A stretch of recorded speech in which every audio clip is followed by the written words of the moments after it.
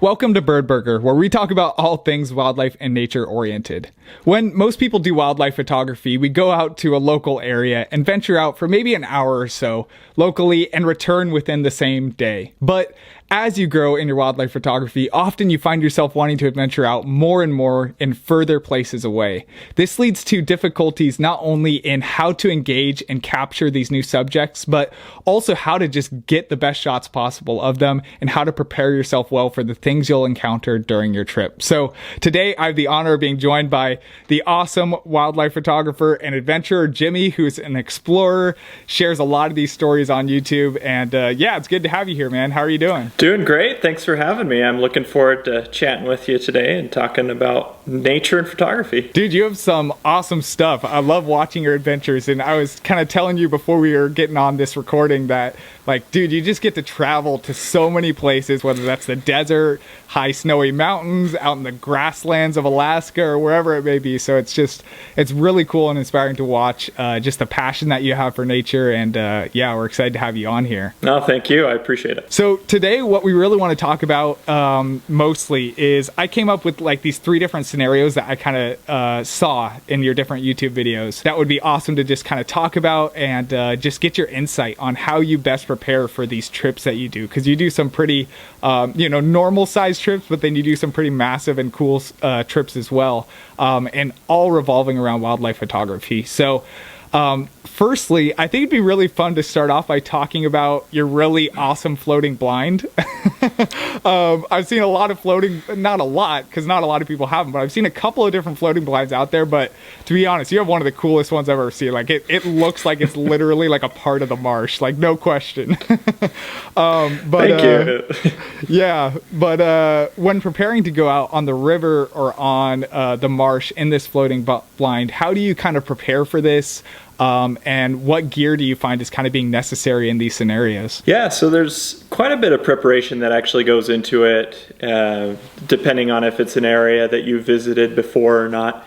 Any area that I go out to, I try to scout it out in advance just to see how deep the water is, if there's enough water to use, where the birds are kind of hanging out. So there's a lot of prep work that goes into the whole process before you actually take it out. And once you do take it out, it's a big blind. I made it pretty big so I could just cram a whole bunch of gear in there. So, I mean, I've got generally like 2 camera bodies in there, 2 lenses. I've got my microphone, spare batteries, memory cards. Yeah, there's a lot that I'm able to cram in there. Yeah. But it's a great blind. It's a fantastic way for photography. And it's awesome. I love that thing. Yeah. So for those who aren't, I guess, totally aware, maybe because they haven't seen the videos that you've shot or seen other floating blinds out there like that, what's kind of the purpose in building a floating blind like this? Yeah, so it's really just to get up close and personal with the wildlife, just like any other blind you would use. The whole idea behind it is just to get out there, be able to observe and photograph the animals without them knowing that you're there at all. So, on land, you've got a blind that's stationary, you set it up and the animals come in, you photograph them. It's the same idea with the floating blind. You can move around in the water with it, but yeah, you set it up in your location and hope that the birds come in to be able to photograph them. And if you put the work into camouflaging it adequately, it's great, because I've had instances where the birds come in so close I can't even focus on them because they're just a couple feet away and they don't know that I'm there. So it's a great way to capture waterfowl and shorebirds, just different animals from a different perspective. And another thing that I really like about it is you're literally just floating on the water and you're standing in the middle, and your camera is, just a couple inches off the water, so you're able to get eye level with these species of birds. Otherwise, it can be kind of tricky to do that. So it's just, great great overall method to photograph wildlife. Yeah, that's awesome. Yeah, like you said, that's an awesome advantage that you have in a scenario like that. Because even like, I mean, there's so many times where I'm by a water's edge and it's like the ground is just raised a little bit too much off it. You know, you're like maybe, I don't know, a foot off the water, and it just has a totally different look. So having that floating blind look is really cool. You mentioned yeah, like the wildlife's coming so close. That's a good day when they come so close that you literally can't photograph them. That's definitely a rare thing. When you're preparing to go out on the marsh or on the river during these different times, how early do you find yourself usually kind of getting into place, getting set up, all this stuff? So generally about an hour and a half to 2 hours before you start to get light, or a decent amount of light. So I mean, I was just out the other day in it, and I was out there by about 5 o'clock in the morning, which isn't incredibly early in the winter time, but in the summer, I mean, it's 3:34 sometimes when I'm out there. Yeah. The whole idea is to get out there before the birds come in, because if they see you get into that blind, then your opportunity for the day is spoiled generally. As soon as they associate it with people, they won't come near it for the most part. So yeah, you just want to get in it before the birds come in, before it's light enough for them to see you come in if they're already in the area. So in the second example, you have this really cool, amazing 5-part series that you did this year, and you actually did one even before in the past, but I've watched through the complete part of this year's one that you did on this 5-part series, spending 12 days out in Alaska photographing bears out in the middle of nowhere. Just a really cool thing to watch, and I'll link it below in the description for anyone else to watch as well.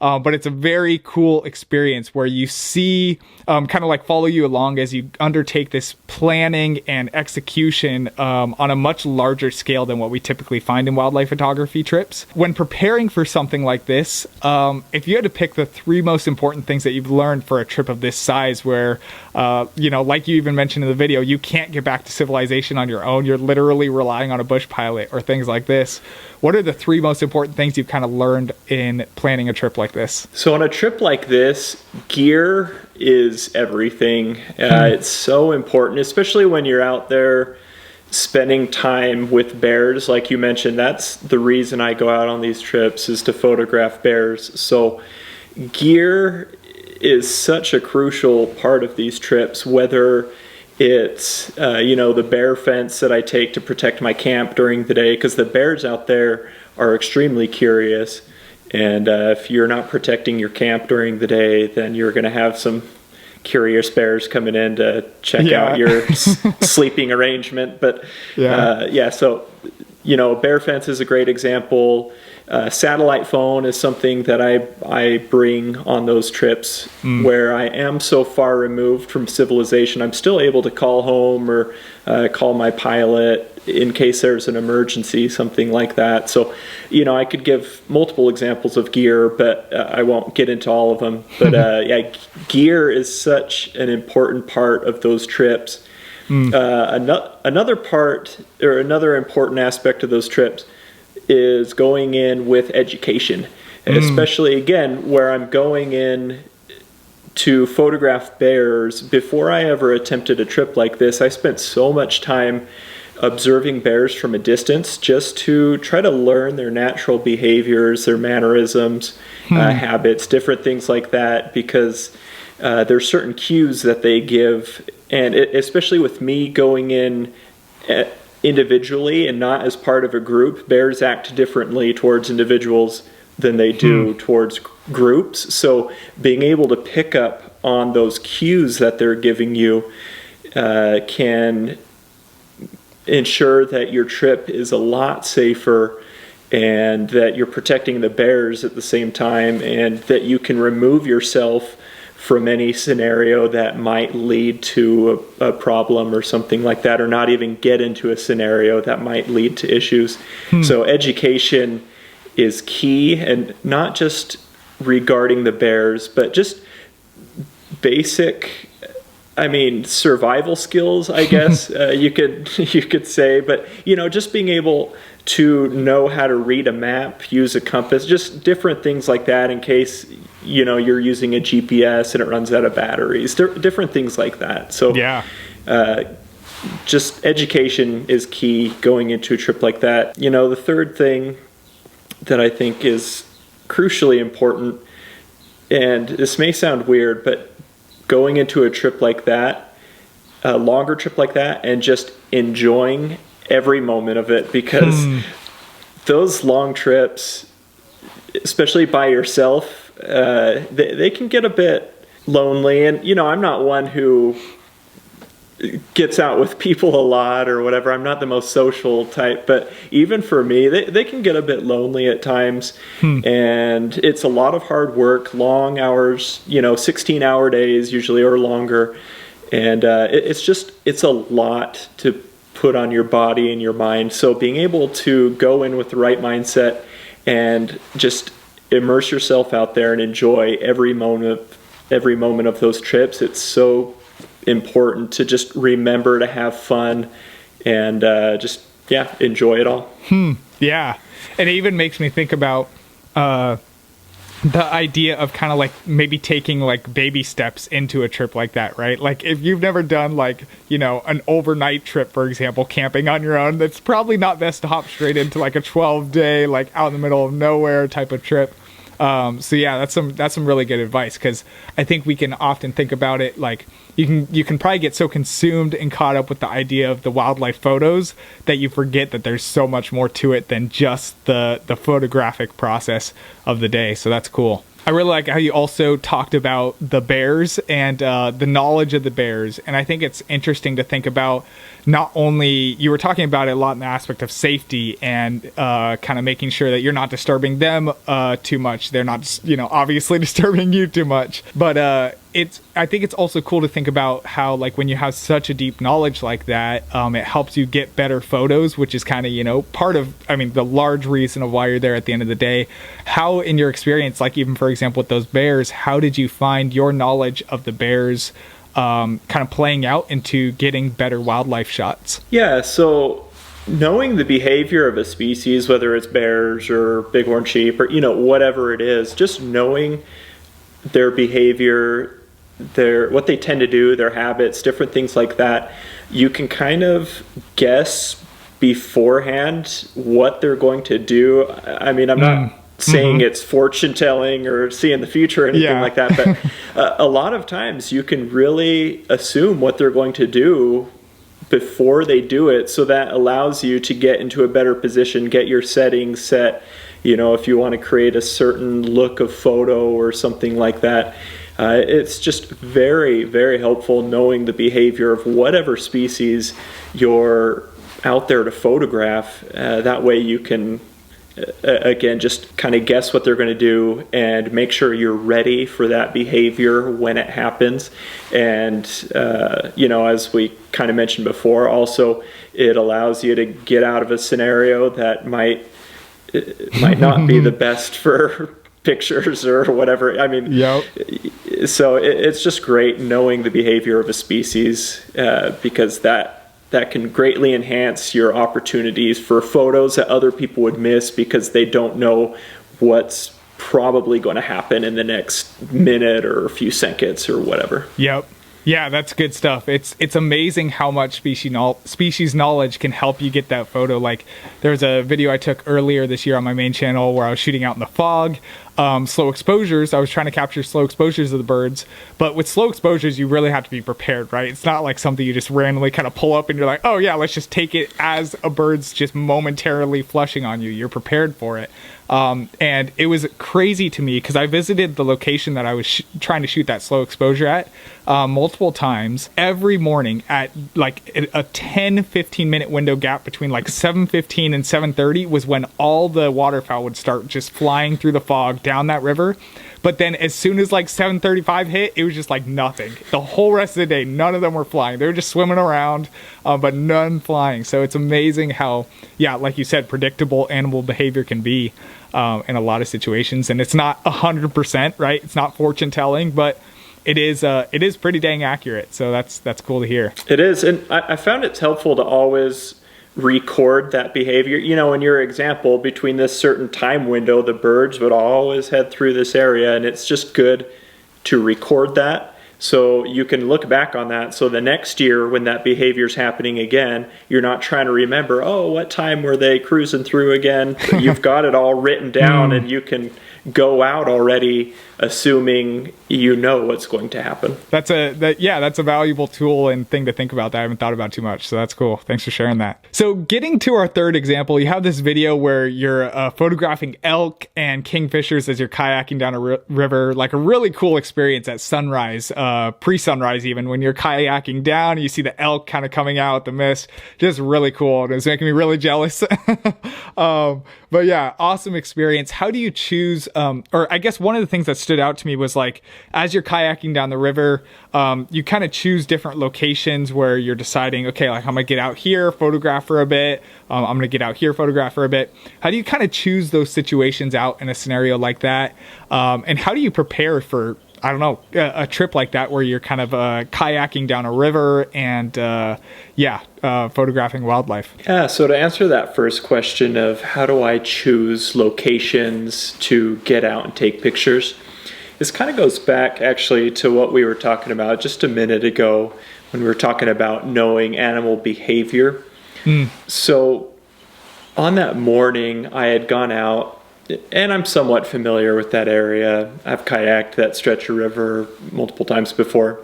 And so I had gone out kind of knowing or hoping that there would be elk in the area to photograph. That was my intent that morning. And I was just paddling along and I could just hear them in the trees all around me. So obviously I knew that they were there. And as I was making my way along, I started seeing along the bank of the river these areas, you know, it was grass, and then all of a sudden there's this muddy stretch where the grass had kind of been torn up. And what I realized, what those were when I went over to inspect it, is that's where the elk were coming in and out. There were these very defined areas that they were using to come down the bank.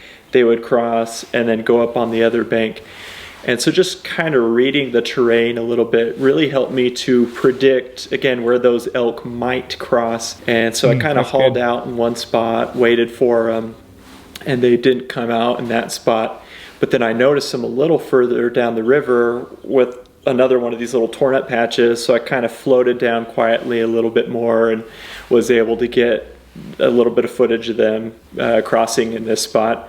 So again, just kind of knowing the behavior, because I've seen them cross there before in multiple years. So I hoped that they would be along that stretch of river. And again, just reading that terrain gave me kind of confirmation that they were crossing there somewhat recently. And on the note of the kingfishers, those are a bird. They've got a very distinct call, very easily recognizable, I'm sure you know. And so as I was paddling along that morning, I heard them call multiple times just up and down the river. And soon I saw them flying back and forth as soon as it was light enough. And I was just watching them from a distance, and I noticed that they were using a couple different branches as these perches, and they would sit there and just watch the water.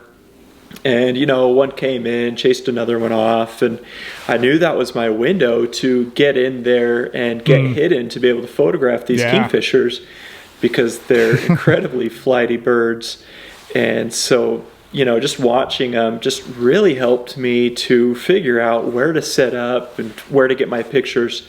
So, you know, I got in there, got hidden, and within a few minutes, the kingfishers came back, and I was able to get a couple pictures of them. And, you know, it was just great. And so again, just knowing behavior, being able to read the terrain a little bit really helped me out a lot. And observing from a distance those kingfishers really helped me to know where to set up to get them. That's really good stuff. Yeah, talking about, like we were talking about behaviors before, you know, a lot.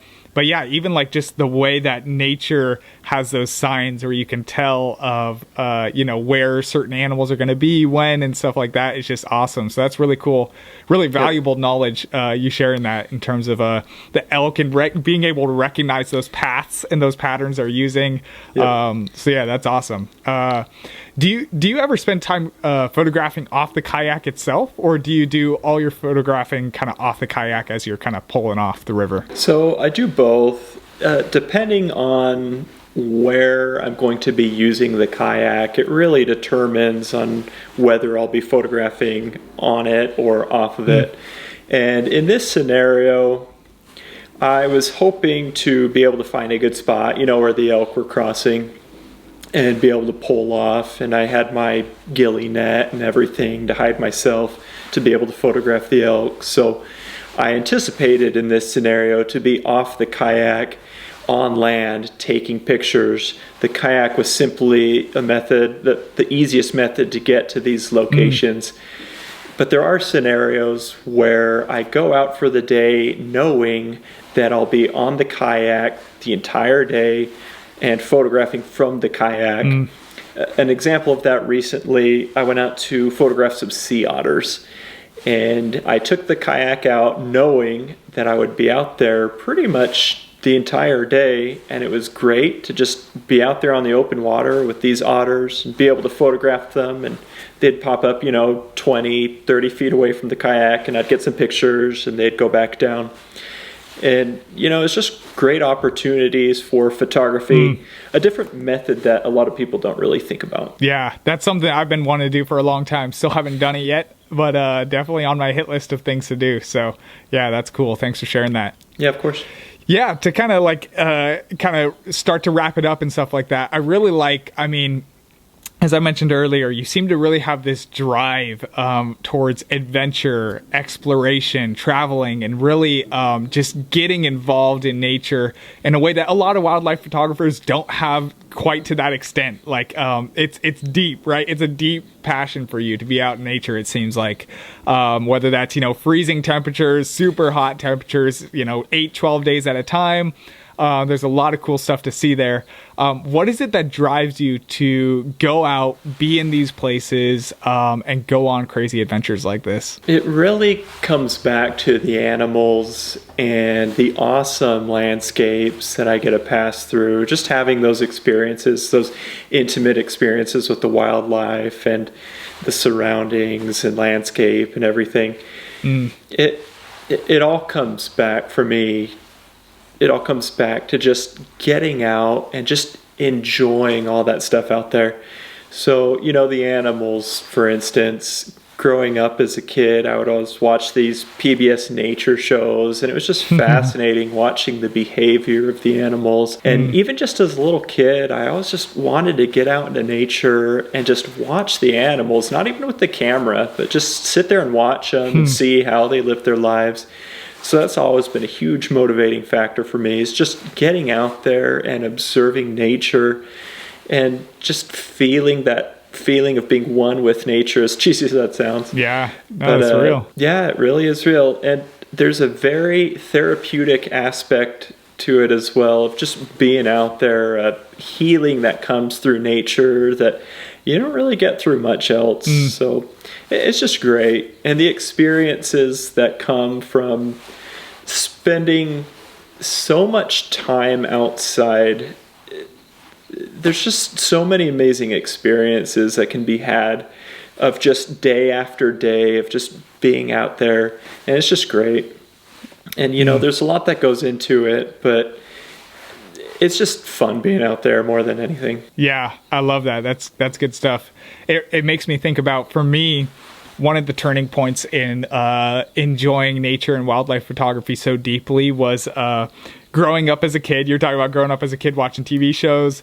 For me, I wound up when I was, I don't know, that's probably like 7-8 years ago from now, I was in Costa Rica. I was living there for a couple months, and while I was there, I had an experience where I was getting to see macaws and toucans out in nature, stuff like that, and things that as a kid I'd only seen in textbooks. And so it was like this realization that like this world that I had seen as a kid that I thought was kind of just like removed out there, like you don't really ever experience in real life, was actually real. Like there's actually like this beautiful creation out there that we get to be a part of and get to witness and get to just kind of be present in, and it's just so powerful, like you're mentioning. So I love you sharing that. As in regards to wildlife photography, do you view wildlife photography as kind of the focal point of your experience out in nature itself, or more as a partner to the more important experience of being out in nature as a whole?